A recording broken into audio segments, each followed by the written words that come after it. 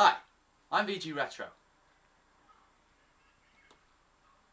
Do I need to say anything else? Mickey Mania on the Sega Mega Drive was just awesome. And why? Well, because it just was, that's why. It had great music, the graphics were sweet, the controls were simple, and most importantly, it played great! You seriously haven't lived until you've played Mickey Mania. But there are three other ways that you can play Mickey Mania. You can own either the Super Nintendo version, PlayStation, or Mega CD.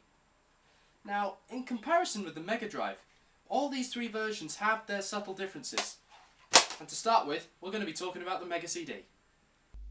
Now I know what you're all going to say, Mega CDs sucked, but in spite of this, I liked the console.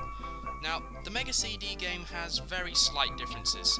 I mean, graphics-wise, it's identical to the Mega Drive, but sound-wise, well, listen for yourself.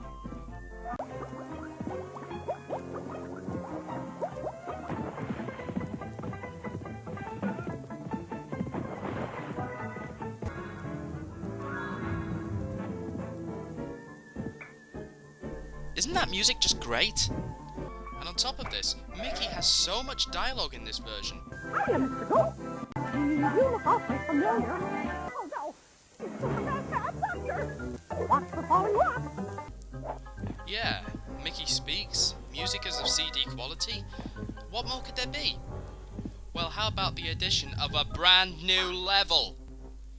And unlike most expanded games, this level is a great one.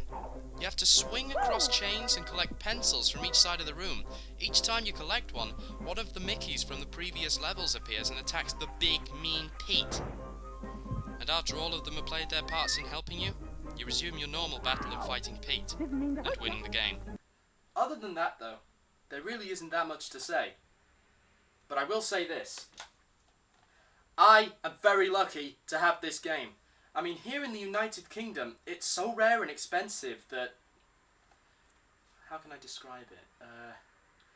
Well, let me put it this way. It's easier to buy Secret of Mana for the Super Nintendo than it is to buy this. The American Sega CD Mickey Mania is very easy to come across. You can just search it on eBay and find it for $10 at the very least. But the PAL version is so obscure that it can go for prices close to £60 to £100. Okay, now we've got to move on. But let me put it this way. It's a great game, I give it a thumbs up. Moving on to the PlayStation.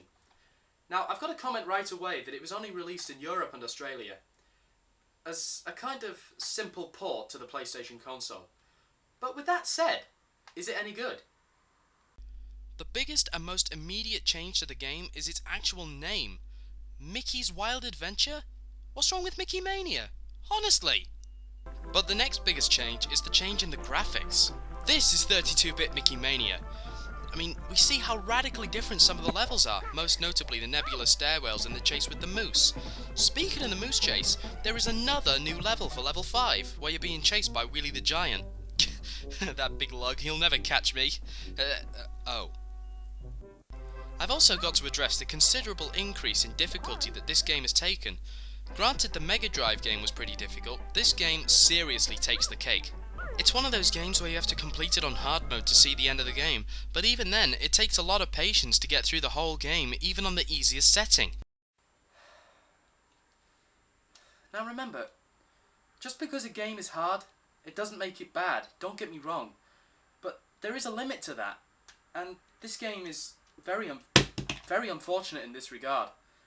I mean, sure, the graphics improvement is a nice touch, but the difficulty increase was definitely not a good idea.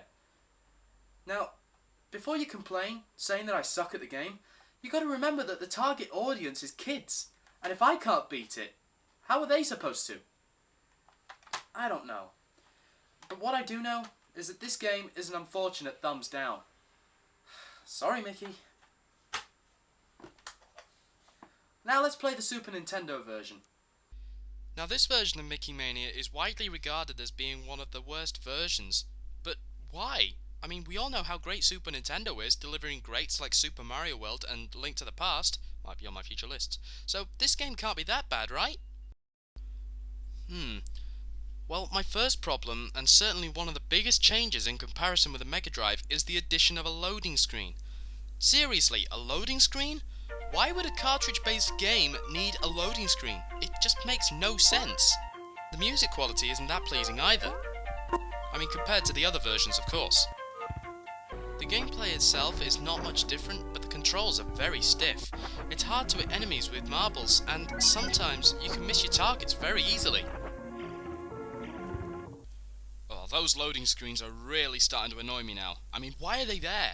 Even the disc-based versions of the game load faster than this.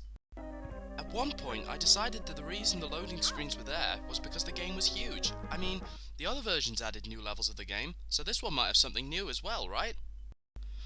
Well, no. In fact, they even removed a level.